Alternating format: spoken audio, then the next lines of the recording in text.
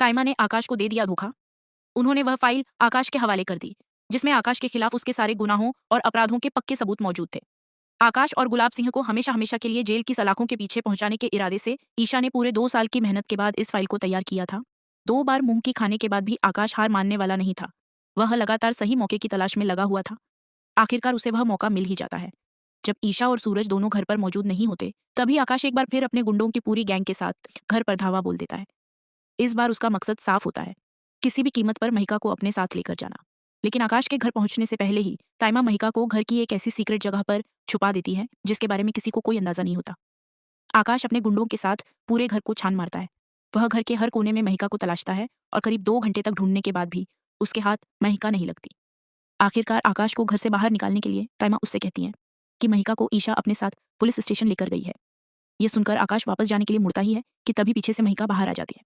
दरअसल अस्थमा की बीमारी के कारण महिका ज्यादा देर तक एक जगह छिपकर नहीं बैठ सकती थी और उसकी सांस लगातार फूल रही होती है। अपनी बिगड़ती तबीयत को संभालने के लिए महिका अपनी दवाइयों की तरफ भागती है, लेकिन इससे पहले कि वह अपनी दवा तक पहुंच पाती, आकाश उसे पकड़ लेता है।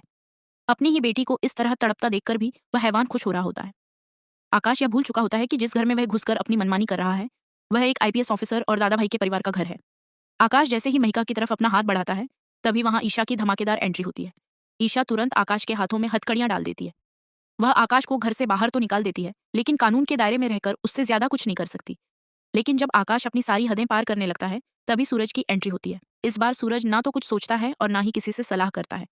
वह सीधे शेर की तरह आकाश पर टूट पड़ता है और उसकी जमकर धुलाई करता है। सूरज इस बार आकाश को सिर्फ घर से ही नहीं, बल्कि शहर से भी बाहर जाने पर मजबूर कर देता है। लेकिन आकाश ऐसा हैवान है जो अपनी आज़ादी और अपने गुनाहों को बचाने के लिए किसी भी हद तक गिर सकता है। जब आकाश बार-बार सभी को धमकाने लगता है, तो ताइमा के मन में डर बैठ जाता है, क्योंकि वह जानती है कि हर वक्त ईशा और सूरज घर पर मौजूद नहीं रह सकते। अपने परिवार को एक बार फिर बिखरने से बचाने के लिए ताइमा आखिरकार एक बड़ा कदम उठाती है। वह चोरी छिपे ईशा की अलमारी खोलती है और वहां से वही फाइल निकाल लेती है, जिसमें आकाश के सारे काले कारनामों का पूरा लेखा-जोखा मौजूद होता है। ताइमा उस फाइल को लेकर आकाश को फोन करती है और उसे घर के पीछे मिलने के लिए बुलाती है। वहां पहुंचकर ताइमा वह फाइल आकाश के हाथों में सौंप देती है। लेकिन ताइमा शायद ये भूल जाती है कि इस फाइल के आकाश के हाथ लगने का मतलब सिर्फ सबूतों का खत्म होना नहीं है, बल्कि एक ऐसे हैवान को उसके गुनाहों की सजा से हमेशा हमेशा के लिए आजाद कर देना है। दोस्तों, अगर आपको ये एपिसोड रिव्यू पसंद आया हो तो अपने प्यारे हाथों से हमारे चैनल को सब्सक्राइब जरूर करें और वीडियो को लाइक करना बिल्कुल मत भूलिए। धन्यवाद।